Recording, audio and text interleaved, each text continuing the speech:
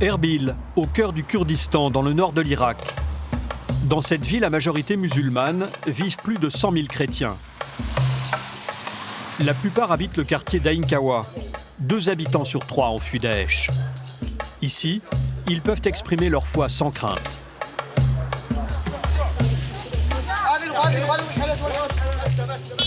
Et aujourd'hui, c'est l'effervescence dans le quartier. Car Rafed, un jeune catholique, se marie. Il vient chercher lui-même sa future femme. Dans les habitudes et traditions du Moyen-Orient, on peut voir l'épouse avant l'église, quand on va la chercher chez son père. À l'intérieur, ses proches ont sorti leurs plus belles tenues.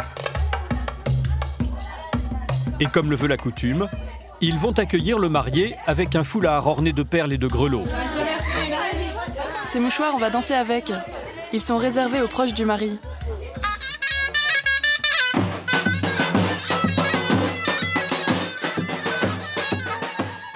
Les mouchoirs sont agités au son des youyous. C'est aussi le cas dans les mariages musulmans. Dans le quartier d'Ain Kawa, il y a au moins 5 mariages par semaine. Les futurs époux, comme Rafed, 32 ans, et Harin, 25 ans, ne vivent jamais sous le même toit avant le jour J.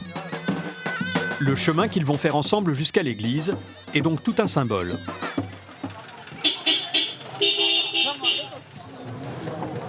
Encore? Par là. On rentre par là dans l'église? Non, non, par là-bas. Allez. Chez les chrétiens d'Orient, les prêtres ne connaissent pas la crise des vocations. Ce samedi après-midi, ce ne sont pas moins de 8 religieux qui se sont réunis pour célébrer le mariage de Rafed et Harin. La messe commence directement par l'échange des consentements. Rafed, notre fils, veux-tu devenir l'époux de notre fille Harin, ici présente, selon la loi évangélique et la loi de l'Église sainte? Oui. Oui.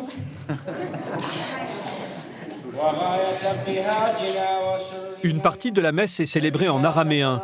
Cette langue, vieille de 3000 ans, est celle que parlait Jésus-Christ. Elle est encore aujourd'hui la langue maternelle des chrétiens d'Irak. La cérémonie se poursuit avec l'échange des anneaux. Tous les rites chrétiens sont respectés.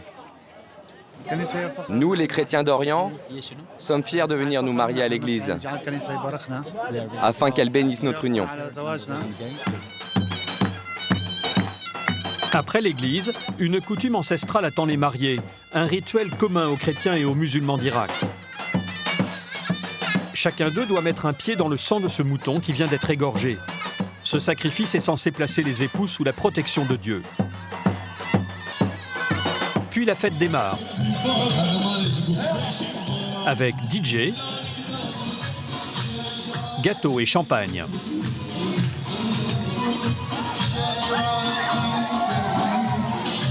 Les familles de Rafed et d'Harin sont toutes les deux réfugiées et ne sont pas très riches. Mais elles ont fait l'effort de réunir plus de 10 000 € pour le mariage de leurs enfants. Les époux vont ensuite passer la soirée sur une estrade et recevoir les vœux de plus de 100 convives.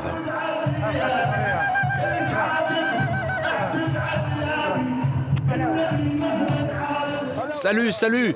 Le père de Rafed est lui aussi félicité. Mais malgré la fête, il n'oublie pas sa ville d'origine, Karakosh, à 50 km de là. Il y a un peu plus de 2 ans, sa famille et lui ont dû fuir à l'arrivée de Daesh. Le Christ est dans notre cœur. Nous pensons à lui. Nous pensons à Dieu. Mais je pense surtout à cette génération innocente. Je ne saurais décrire la violence subie, ni le désespoir de l'exil que nous subissons actuellement. Rafed et Harin vont maintenant commencer leur vie commune, à Erbil. Mais ils espèrent pouvoir un jour rentrer chez eux.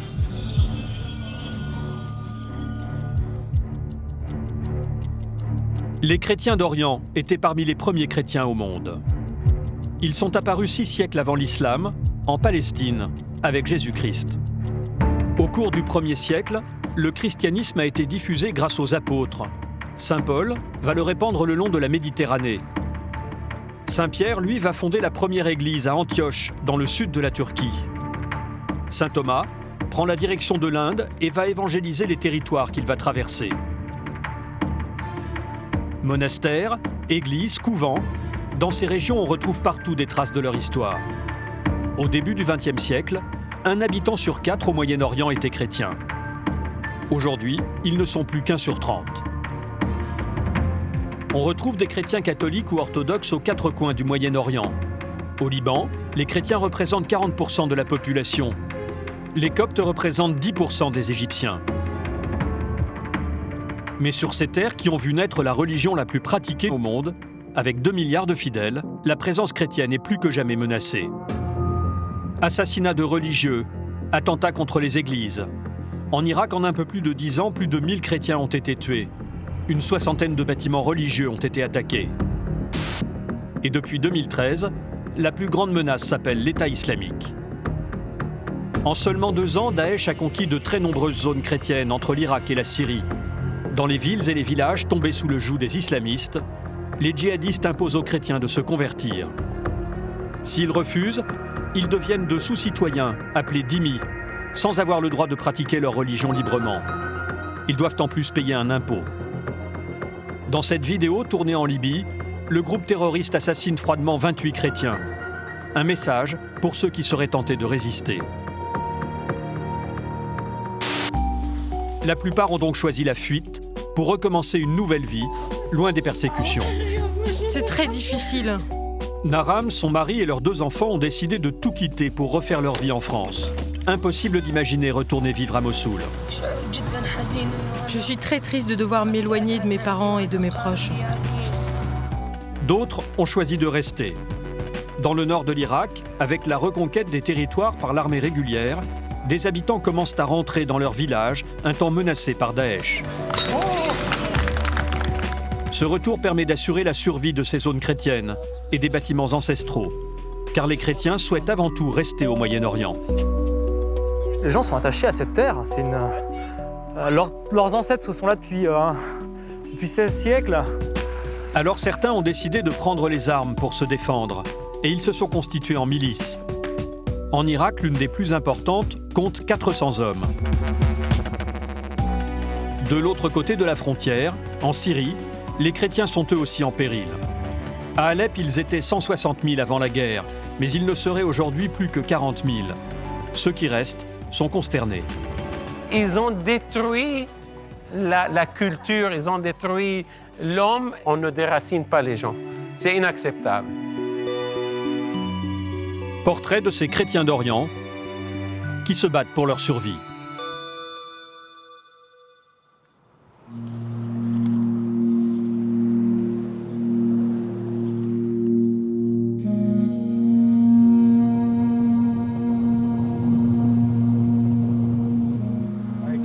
Au bout de cette route irakienne, dans moins de 20 km, il y a Mossoul et Daesh. Dans cette voiture, un prêtre et un évêque syriaque orthodoxe. Ils sont escortés par un paroissien, Rabbi. Ils reviennent chez eux pour la première fois depuis 2 ans. On peut passer par là, non? Non, je crois que tu dois passer par là. Non, c'est pas possible. Cette route n'est pas sécurisée. Ils habitaient Bartella, une ville 100% chrétienne, libérée des djihadistes il y a 48 heures à peine. Rabbi et les prêtres vont tenter de récupérer quelques affaires de la paroisse, au cas où l'État islamique regagnerait du terrain. Mais ils ne savent pas à quoi s'attendre. Bonjour à tous. Salut. À l'entrée de Bartella, les forces spéciales irakiennes sont partout. Et au premier checkpoint, les prêtres sont sommés de descendre de voiture. Mais ce n'est pas pour un contrôle. Allez, prenez une photo avec le prêtre. Les soldats d'élite irakiens sont surpris de voir des hommes en soutane. C'est la première fois que je vois un prêtre en tenue traditionnelle. C'est bizarre pour moi. Il y a pourtant près de 500 000 chrétiens en Irak. Je suis un homme très célèbre. Ces soldats sont tous musulmans.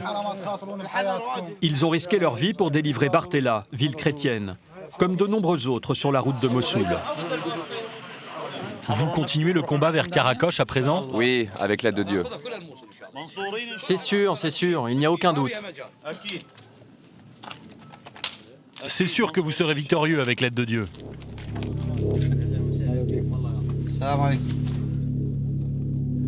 Lors de notre tournage, les combats sont toujours en cours pour reprendre Karakosh, la plus grande ville chrétienne du pays, située à quelques kilomètres de là.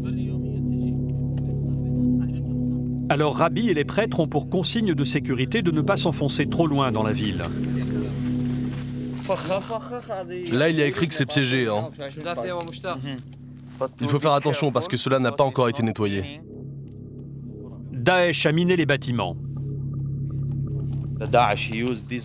Daesh utilise ces mines pour retarder l'avancée de l'armée irakienne.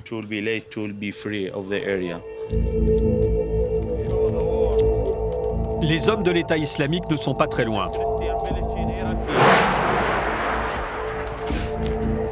À moins de 2 kilomètres seulement. C'était vraiment très proche. Oui, vraiment proche. On ne peut pas aller plus loin dans cette rue.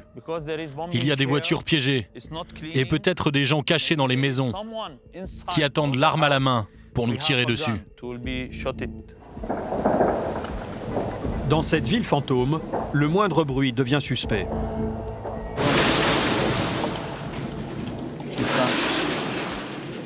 Qu'est-ce que c'est?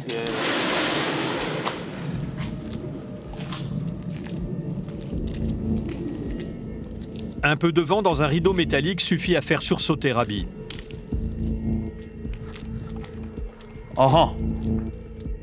Les habitants de Bartella ont fui en quelques heures à peine lorsque le groupe État islamique a envahi la ville en août 2014. Regardez, ça c'est le travail de Daesh, ils ont tout brûlé. C'est comme une maladie, c'est un cancer.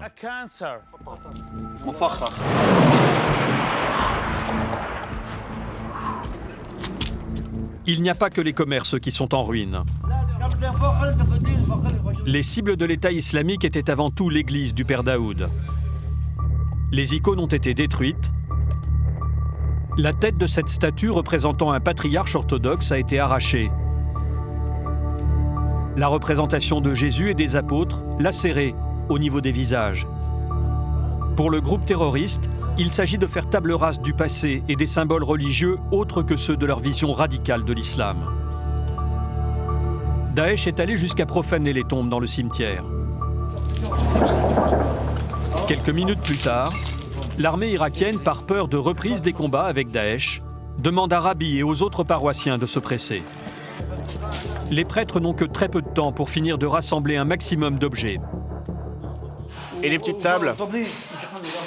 Je les ai mises là-bas. Il n'y a plus rien ici.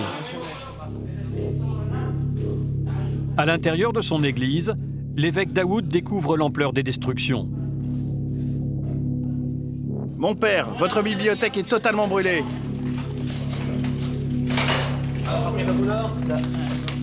Voici ce qu'il reste de cet ouvrage. C'est le Nouveau Testament. Je le prends? Non, laisse tomber, c'est pas récupérable. Allez, prends tout le reste. La quasi-totalité des livres ont été brûlés ou endommagés. On a un évangile qui a été découpé en lambeaux. Dans ce chaos laissé par Daesh, c'est une partie de la mémoire chrétienne de l'Irak que les paroissiens tentent de sauver.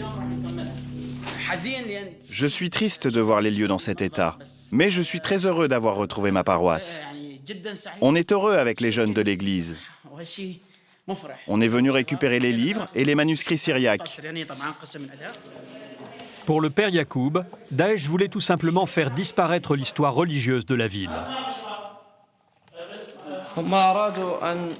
Ils pensaient nous anéantir et en finir avec nous. En détruisant les églises Ils pensaient nous exterminer. Les églises ne sont pas uniquement ces pierres.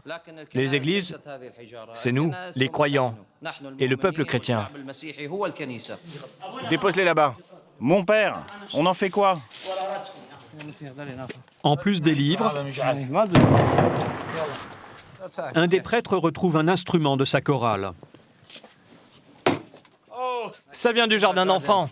Et des déguisements.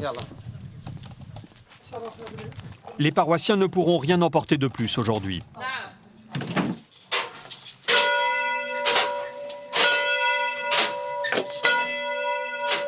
Mais avant de partir, il y a une chose importante pour le père Yacoub. Signaler sa présence à l'ennemi tout proche. Faire sonner cette cloche, c'est montrer notre joie après la libération de notre Église.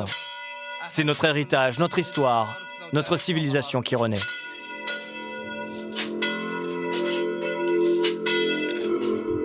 Car à seulement 2 kilomètres, les combats continuent de faire rage sur la route qui mène à Mossoul.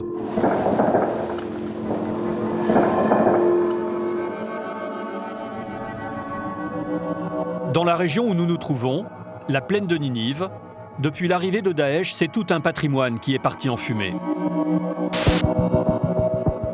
Le groupe terroriste s'est lancé dans une entreprise de destruction massive de tout ce qui ne correspond pas à sa vision de la religion.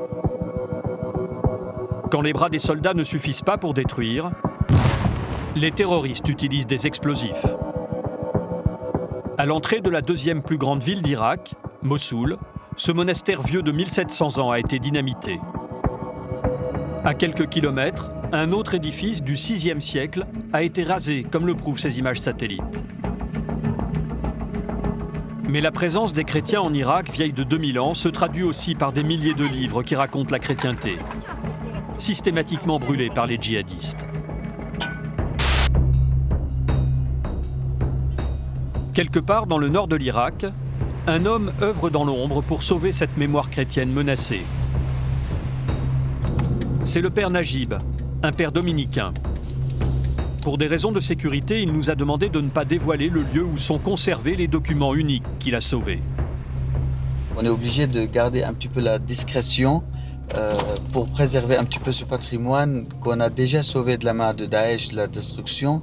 On ne veut pas que ça tombe entre les mains des voleurs, par exemple, ou des groupes mafieux qui essaient vraiment d'évincer un petit peu notre histoire et de voler un peu notre passé. Dans ce bâtiment, il y a un trésor pour les chrétiens d'Orient. Plusieurs milliers de livres très anciens. Certains ont plusieurs siècles. Ils sont si fragiles que pour les manipuler, il faut mettre des gants. Cette collection, c'est vraiment la collection la plus abîmée et la plus fragile qu'on a eue. Vous voyez ici, par exemple, c'est une Bible de XIIIe siècle. Et ça, c'est en araméen. C'est la langue de Jésus-Christ. Donc, on a amené tout cela pour qu'elle soit à l'abri. Dans la maison du père Najib, transformée en coffre-fort, il y a des morceaux d'histoire un peu partout. Un trésor qui a failli être perdu. En 2014, le père Najib était prêtre dans l'une des principales églises de Mossoul. Voilà, c'est notre bibliothèque de Mossoul. Dans le sous-sol reposent 25 ans de restauration et de manuscrits. Un travail de titan. 4000 livres y sont stockés. C'est à cette époque que Daesh pénètre dans la ville. Le père Najib sent le péril arriver. Il décide d'improviser une opération de sauvetage. Malgré la fragilité des ouvrages, ils sont entassés en quelques heures dans des camionnettes et des coffres de voitures. Il faut faire vite. Si des membres de l'État islamique tombent dessus, tout sera détruit. Commence alors une fuite de plusieurs jours. Coincés à un barrage, menacés par l'arrivée d'un convoi de Daesh, certains livres vont même être transportés par des piétons pour passer en zone sécurisée. Et les documents que le père Najib a sauvés ne sont pas tous des ouvrages chrétiens. Je vous montre ce document qui est du XIIIe siècle, qui s'appelle Al-Fiyat bin Malik, ça veut dire les 1000 versets qui expliquent le Coran. Donc nous protégeons pas seulement l'archive des chrétiens, mais également les archives des musulmans, des yézidis, des Shabaks, des Turcs. Le travail du père Najib est loin d'être terminé. Aidé de plusieurs personnes formées à la sauvegarde des documents anciens, la restauration des ouvrages continue. Bonjour. Bonjour mon père. Comment vas-tu? Bien et vous? Mais le plus important, c'est la numérisation des documents. Chaque page est photographiée. Si les livres devaient être un jour détruits, il en resterait une trace. Un travail de fourmi, mais il est fondamental pour le père Najib et les chrétiens d'Orient.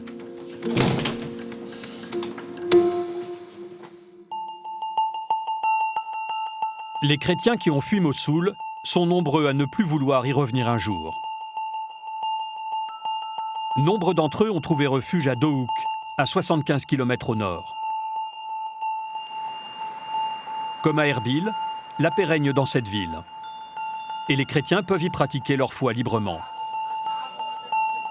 Parmi eux, il y a Naram, 31 ans, son mari Maher, 36 ans, et leurs 2 enfants, Majid, 8 ans, et Marc, 2 ans, tous chrétiens chaldéens. Mais même ici, leur église est sous haute protection.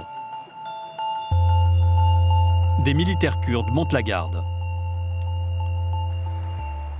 On garde ce lieu en permanence. On est là pour le défendre. La famille vient y prier 3 fois par semaine. Aujourd'hui, la sœur de Naram les accompagne. Il faut mettre le foulard sur la tête quand on entre à l'église pour prier, comme la Sainte Vierge Marie. En Orient, les chrétiens ont gardé la tradition du port du foulard pour une femme dans une église. La visite d'aujourd'hui a une connotation particulière pour Naram et sa famille. C'est la dernière fois qu'ils viennent prier dans leur église. Après avoir quitté Mossoul à l'arrivée de Daesh, nous nous sommes installés ici. On a passé du temps dans cette église. Nous y avons rencontré des proches parmi les gens qui la fréquentent. On est devenus une famille. Maintenant, il faut dire adieu puisque nous partons.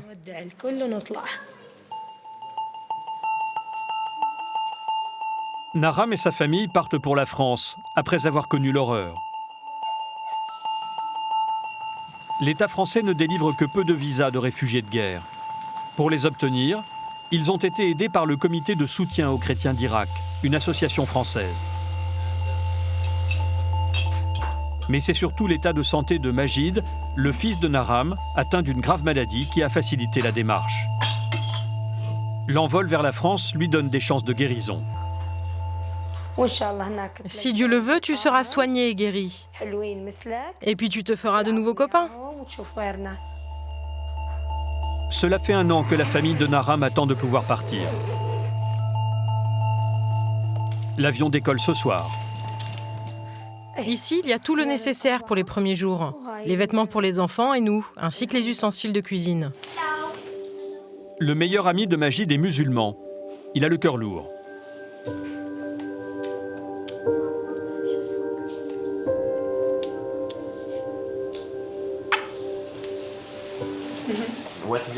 Ça te fait quoi de voir ton ami partir?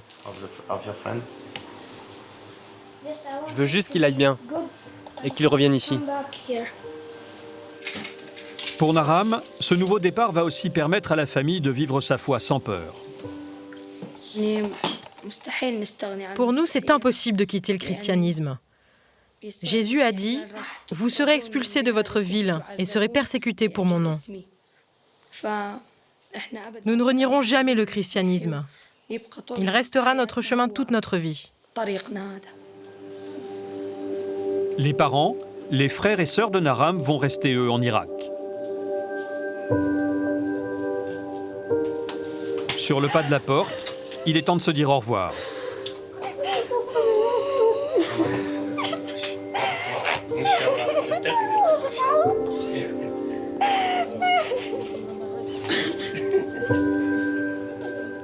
Naram a fait le choix de s'en aller, Mais elle n'est pas certaine de revoir un jour ses proches.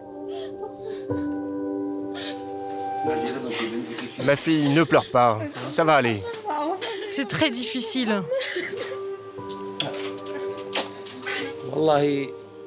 En tant que père, bien sûr, je suis très inquiet, car ils vont voyager très loin. Mais je suis content pour mon petit-fils. Il pourra peut-être guérir. C'est le cousin de Naram qui va les conduire à l'aéroport. Les parents profitent de ces dernières secondes. Au revoir, mes enfants. Dis au revoir, Marc.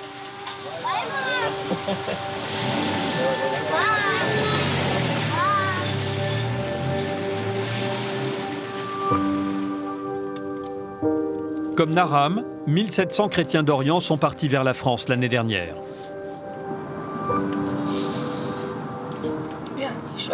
Je suis très triste de m'éloigner de mes parents et mes proches.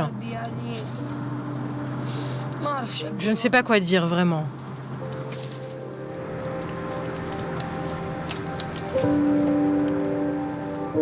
Dans 3 heures, ils seront à l'aéroport d'Erbil en Irak, puis ils arriveront en France. Nous les retrouverons à Versailles, où ils seront accueillis par la communauté chrétienne de la ville.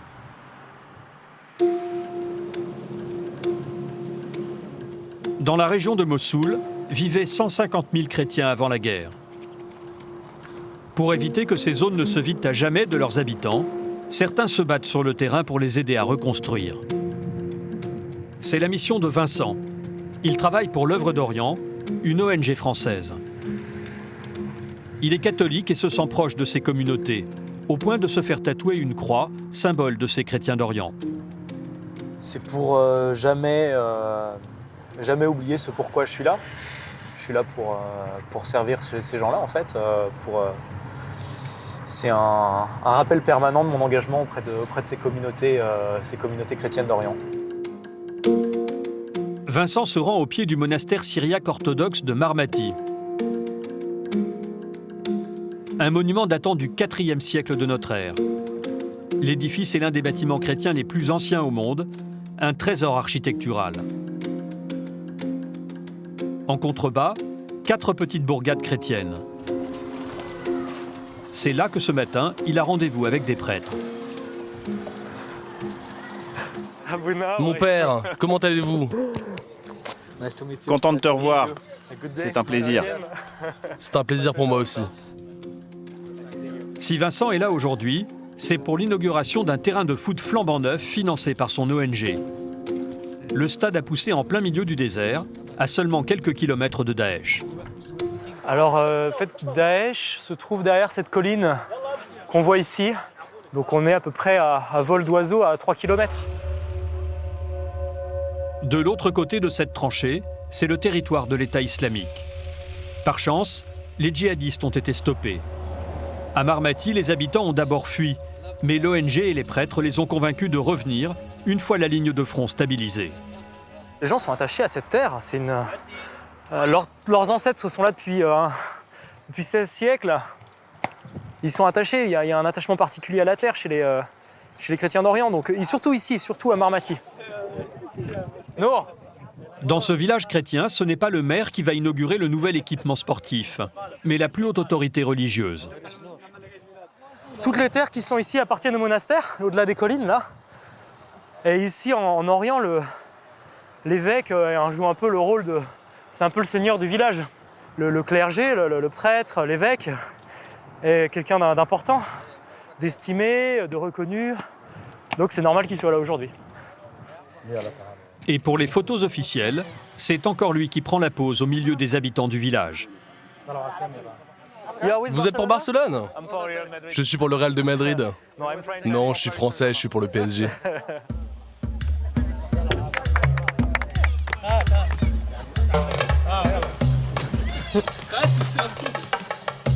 Pour l'occasion, les religieux se prêtent au jeu et se lancent dans un match contre les jeunes du village. Vincent, lui, fait équipe avec les prêtres. Ça n'a pas l'air facile de jouer avec votre tenue. Avec nos vêtements, bien sûr que non.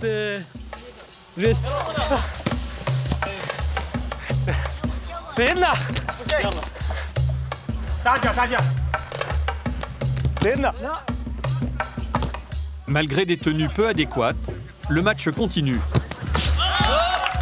Pour se clore sur une victoire de l'équipe de Vincent. On est une équipe bénite. Toutes les prières sont avec nous. Et en plus, Vincent est un très bon joueur. Il a mis le premier but. Il y a un an, c'était du sable ici. Et maintenant, c'est de l'herbe synthétique. Et puis, surtout, c'est plein de jeunes, quoi. Je pensais pas qu'il y avait autant de jeunes qui étaient revenus, en fait. Parce que souvent, quand je viens, ils sont au boulot, ils travaillent. Et là, ils sont tous là. C'est super. C'est génial.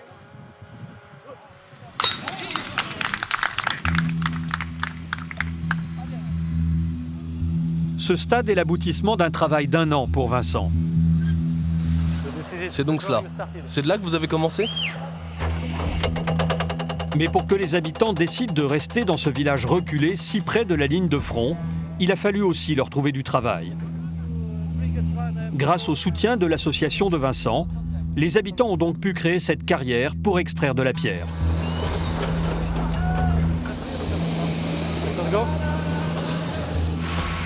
La pierre est ensuite taillée dans cet atelier avant d'être revendue aux 4 coins du pays.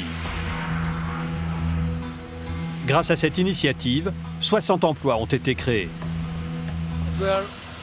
Nous sommes un peuple, une communauté vivante. Si nous partons en Europe, en Amérique, en Australie, alors peut-être que dans quelques générations, nous aurons disparu. Nos traditions, nos habitudes auront disparu. Donc, nous continuons de travailler afin que les gens restent sur cette terre, sur laquelle ils sont depuis près de 2 millénaires.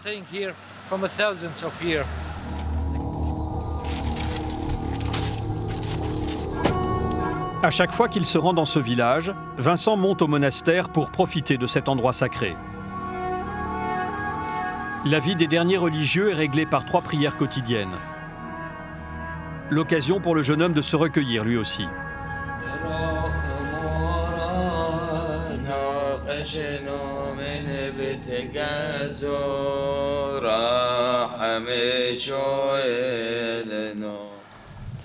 Avant que Daesh n'attaque la plaine de Ninive, le monastère de Marmati était un lieu de vie très fréquenté. Vous accueilliez beaucoup de familles au début? Oui, on avait 65 familles qui vivaient là. Toutes les familles ont quitté le monastère quand l'État islamique a attaqué la plaine de Ninive. Ce monastère a accueilli jusqu'à 1 millier de religieux. Il n'en reste aujourd'hui que 7. Ils vivent avec une dizaine d'habitants. Et surtout, il n'y a plus aucun pèlerin. Faire revenir les visiteurs et redonner vie à ce lieu unique, c'est aussi le projet de l'œuvre d'Orient. Auparavant, plus de 10 000 personnes se rendaient ici chaque année. Mais avec la proximité de l'État islamique, le danger est toujours présent. C'est un risque. Il y a 1 mois de ça, il me disait qu'il y avait des obus qui étaient tombés près du village en contrebas. Donc il faut savoir que les gens qui vivent là, on s'en rend pas compte comme ça parce que tout est calme, tout paraît si paisible, mais en fait c'est un trompe-l'œil parce que la menace est vraiment très proche. Si Daesh parvenait un jour au monastère, ses derniers habitants seraient expulsés et les lieux détruits. La suite de notre enquête continue à Erbil. Là où la plupart des chrétiens ont trouvé refuge en attendant des jours meilleurs. C'est ici que leur vie reprend son cours. Aux 2 premiers étages de ce centre commercial, des dizaines de petits magasins. On y vend des vêtements, des chaussures, comme si de rien n'était.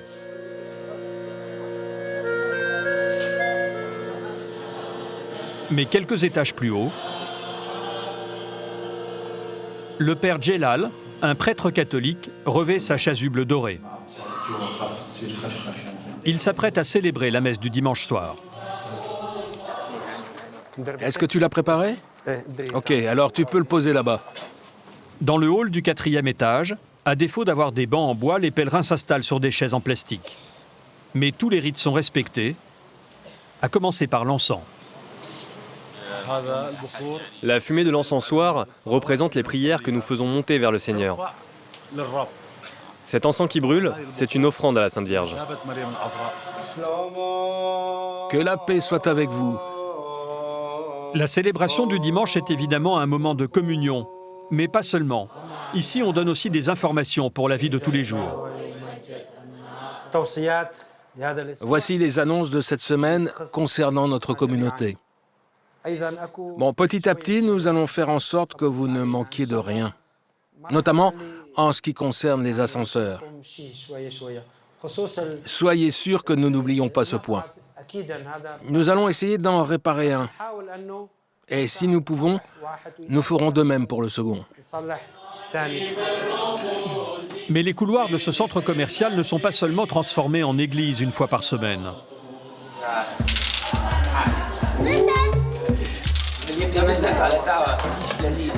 Entre les 3e et 5e étages, c'est en fait un vrai petit village qui s'est installé. Le Rocher, comme le surnomment ses habitants, se situe en plein centre-ville d'Erbil.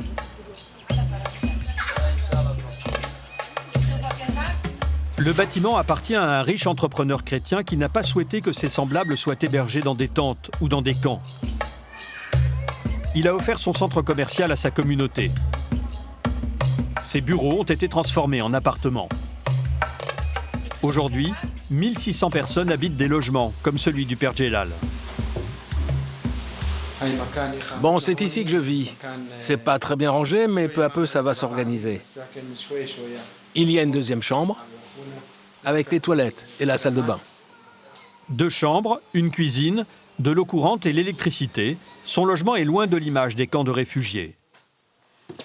Le prêtre est arrivé il y a 10 jours à peine. Je suis arrivé ici il y a quelques jours, mais je n'ai pas eu le temps de ranger. Il y a tant de choses à faire, notamment les visites. Matin et soir, le Père Djelal essaye de faire connaissance avec ses nouveaux fidèles. Bonjour. Bonjour. Les enfants sont partis à l'école ? Oui, ils sont partis. Car ce qui devait être provisoire devient petit à petit définitif. Où allez-vous tous les deux ? À l'école. À l'école, mais elle se trouve où ? À Nkawa. À Nkawa. La plupart des enfants sont désormais scolarisés en ville. Alors, tu vas à l'école maternelle ? Non. Non ? Elle voudrait bien y aller, la pauvre, mais ici, il n'y a pas d'école maternelle. Il faudrait trouver une solution pour que ces enfants ne restent pas ici à ne rien faire. Un problème qui est en passe d'être réglé. Nous retrouvons Vincent. Il rend visite à Rabi, qui est l'un des chefs du camp. Bonjour, je suis content de te voir. Comment vas-tu ? Le jeune Français est en charge du centre commercial. Il vient superviser la construction de nouveaux équipements. Ce sont les réfugiés eux-mêmes qui continuent de transformer les étages de bureaux en lieux de vie. Bonjour. Bonjour. Alors là, c'est les salles de classe. Et derrière, là, il y aura un espace pour les enfants, quoi. Donc il y aura des jeux, des grands tapis. Dans quelques mois, ces parpaings laisseront donc la place à une école maternelle, mais aussi à de nouveaux logements. Ici, il va y avoir les appartements pour les sœurs dominicaines. Plus étonnant, une chapelle va être bâtie ici. Cette pièce va être utilisée pour faire une chapelle, qui sera pour les sœurs dominicaines, mais aussi pour le Père Djalal. Bientôt, les messes ne seront plus célébrées dans un hall, mais dans une véritable église. C'est toute une ville chrétienne qui est en train de se construire ici. Mais pour achever la construction, Vincent a aujourd'hui besoin de plus d'espace dans le centre commercial. Il vient directement le demander au riche propriétaire, Nizarana. Ce chrétien irakien a fait fortune dans l'immobilier. Donc vous souhaitez poursuivre le projet, hein? Tout à fait. Pour cela, je voudrais savoir si vous aviez d'autres bâtiments proches. ou en face de celui de Nishtiman. Et ce matin, bonne surprise pour le jeune homme. L'homme d'affaires a décidé de lui offrir une nouvelle partie de son bâtiment qui n'est pas occupée actuellement. Donc 4 étages supplémentaires qui sont reliés au premier bâtiment. Tout cet espace? Oui. Merci vraiment. On pourra y faire de nouveaux appartements. C'est une nécessité d'aider les réfugiés. Et ce, depuis le début de la crise, il y a 2 ans. Si j'ai offert ce bâtiment, c'est pour qu'ils ne vivent pas dans la rue ou dans des tentes. Depuis 2014, ce généreux donateur a offert plus de 10 millions de dollars de bâtiments aux réfugiés chrétiens d'Erbil.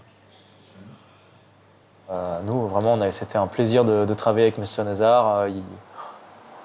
Moi, je suis toujours impressionné de la générosité des gens ici, quoi. Merci, M. Nazar. Merci beaucoup. Le Rocher n'est désormais plus un camp où séjournent des familles dans l'attente d'un retour, mais bel et bien un nouveau quartier chrétien en plein cœur de la partie musulmane d'Erbil. Un symbole. Depuis 2003, le nombre de chrétiens en Irak a été divisé par 3. Ils sont passés d'1 500 000 à seulement 500 000. Mais l'Irak n'est pas le seul pays touché par cet exode. En Syrie, les chrétiens étaient près de 2 millions en 2011. Ils sont aujourd'hui moins d'1 million. Et dans certaines villes, leur présence a été divisée par 4. C'est le cas à Alep. La ville a été coupée en 2 pendant 4 ans. À l'ouest, les forces du régime de Bachar al-Assad et leurs alliés russes.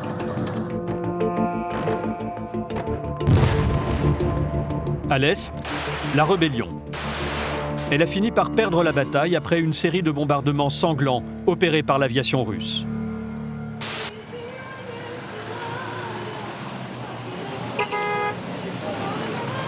La partie est de la ville est de nouveau sous contrôle des troupes de Bachar al-Assad, depuis 48 heures seulement.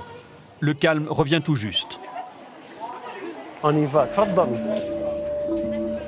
Le père Georges Sabé, un prêtre catholique, organise aujourd'hui une sortie avec des lycéens chrétiens dans la vieille ville d'Alep, qui a servi de ligne de démarcation entre les 2 camps.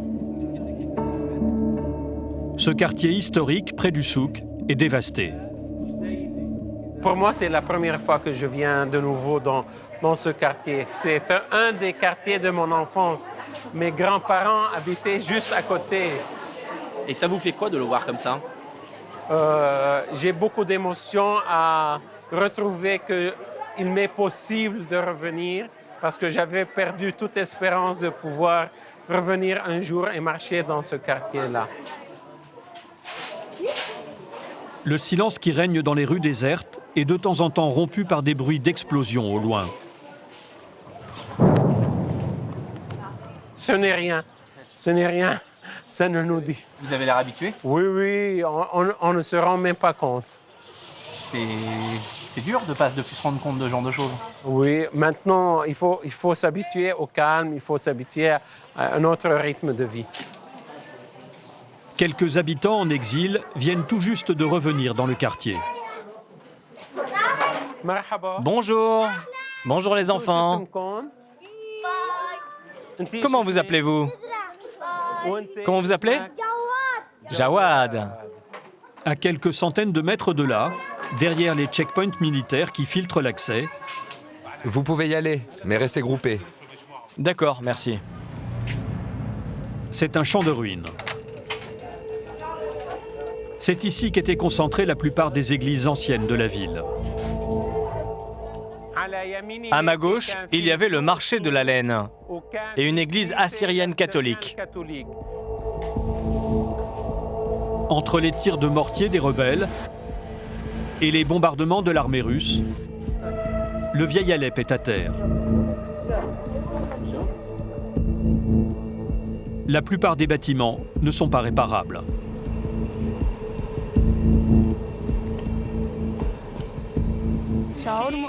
Je suis triste de revoir ça. Cette église arménienne, c'était la mienne, celle où j'allais. J'ai l'impression que ça fait bien plus de 4 ans que je ne l'ai pas vue. Nous avons l'habitude de voir des dégâts, mais pas à ce point. D'habitude, une petite partie est détruite, mais entièrement comme ça, nous n'en avons pas l'habitude. Nous sommes à la veille de Noël. Le père Georges a demandé aux jeunes de récupérer des pierres des églises en ruine. Chacun d'entre vous peut prendre une petite pierre qui nous permettra de construire notre crèche. Avant de construire cette crèche, le père Georges s'aventure un peu plus loin. Il est choqué par ce qu'il voit. Les édifices religieux qu'il a connus sont tous détruits. Il accuse les rebelles d'être les seuls responsables de ce désastre. Ils ont détruit la culture, ils ont détruit l'homme, ça c'est au moins 2 ou 3 siècles. C'est une honte. Je ne parle pas seulement de l'histoire, je parle de toute une tradition, des racines. On ne déracine pas les gens. On ne déracine pas les gens. C'est inacceptable. Le père Georges condamne les actions de la rébellion qui s'est battue depuis 2012 contre les troupes gouvernementales. Pour ces chrétiens d'Alep, les rebelles sont des terroristes. Ils dénoncent la présence dans leur rang de nombreux groupes djihadistes. Beaucoup de chrétiens ont préféré se ranger du côté de Bachar el-Assad, garant selon eux de leur sécurité. Allez! Au bout d'une heure, les adolescents et le père Georges quittent le quartier. Direction une école chrétienne de la ville, où ils vont fabriquer leur crèche.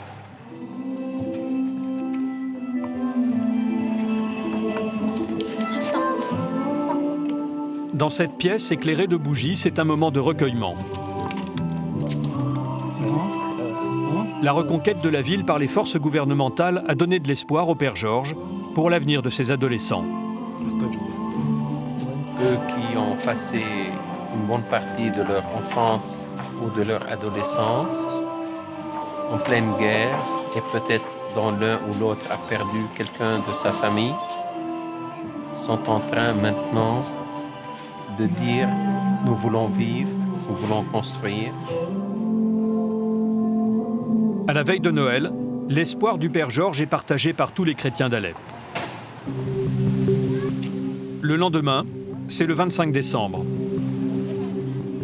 Direction la place Farhat, l'ancienne ligne de démarcation au cœur de la vieille ville. Dites-moi, vous avez tout allumé? Non, pas encore. Dans cette cathédrale maronite, le père Hadès prépare la messe de Noël. C'est la première fois depuis 2011 que cette fête va y être célébrée. L'église a été éventrée par des roquettes. Les 3/4 du toit sont au sol. Le père Hadès a lui aussi choisi de construire sa crèche avec les gravats de sa cathédrale. C'est très important. C'est pour ça qu'on a eu cette idée. La crèche surgit des désastres pour dire qu'on est là. Dans ces régions, la présence des chrétiens ne date pas d'aujourd'hui. Elle est très ancienne. Nous sommes originaires de ces terres. Pour assurer la messe, les paroissiens ont recours au système D. Dans Alep, l'électricité est encore rare, alors les instruments de la chorale sont reliés à un groupe électrogène. Et ils s'arrêtent régulièrement. Il s'est encore éteint. Le père Hadès et les paroissiens sont sur leur garde. Ils sont très vigilants sur la sécurité. Il ne faut laisser ouverte que la petite porte. Il faut bien fouiller, surtout lorsqu'on a des doutes. S'il le faut, les militaires interviendront. La sécurité est maximale.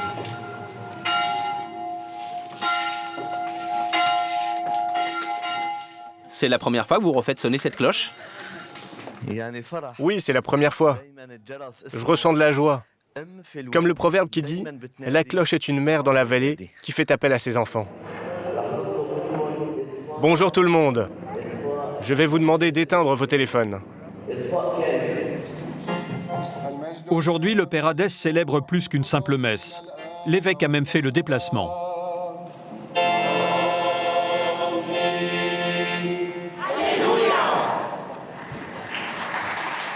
C'est aussi un hommage rendu aux chrétiens morts pendant 5 ans de guerre à Alep.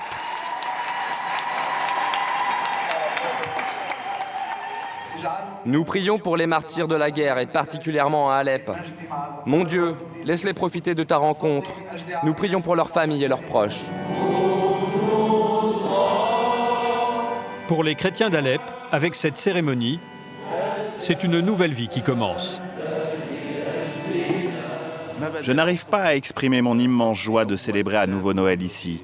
J'espère que toute la Syrie retrouvera la paix et que chaque Syrien ressentira la même joie que moi. J'espère que la paix que nous vivons actuellement à Alep va être répandue à toute la Syrie, voire à toute la planète.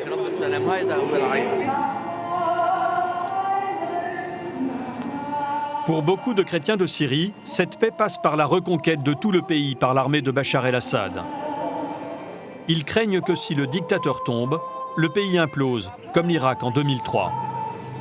À cette époque, après la chute d'un autre dictateur, Saddam Hussein, les persécutions contre les chrétiens se sont accélérées.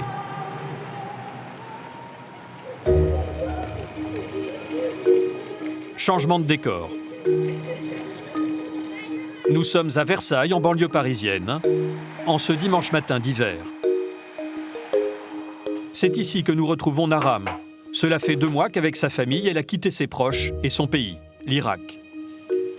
Chérie, tu veux des biscuits? La famille a emménagé dans ce petit appartement. Avec son statut de réfugié, le couple touche les minima sociaux, mais pas de quoi vivre largement. Alors, la paroisse paye le loyer. Nous sommes bien, nous sommes en famille. L'endroit où nous sommes est très beau. La France est belle, Dieu merci. La paroisse prend aussi en charge les nombreux frais médicaux liés à la grave maladie de Majid, leur fils. Et les nouvelles sont plutôt bonnes. Grâce au nouveau traitement qu'il suit depuis son arrivée en France, son état de santé s'est amélioré. Je vais bien. Je me sens bien. Tu seras soignée. Oui. Ce matin, des paroissiens versaillais viennent les chercher pour aller à la messe. Très bien. Bonjour.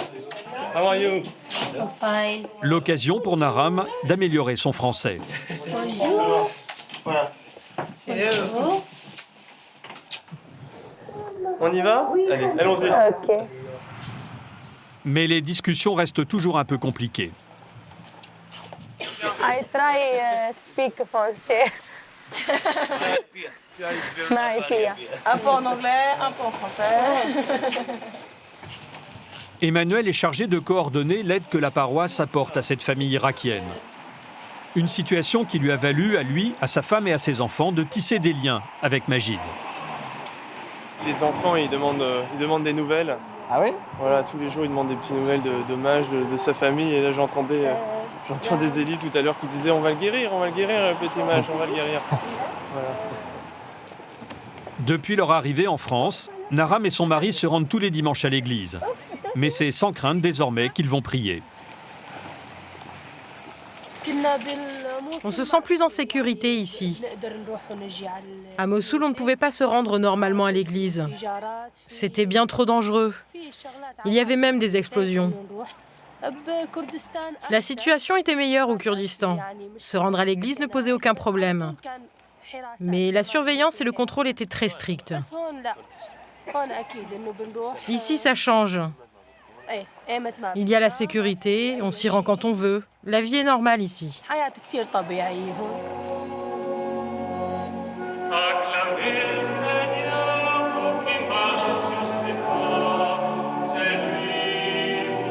Maher et Naram ont encore du mal à comprendre la messe.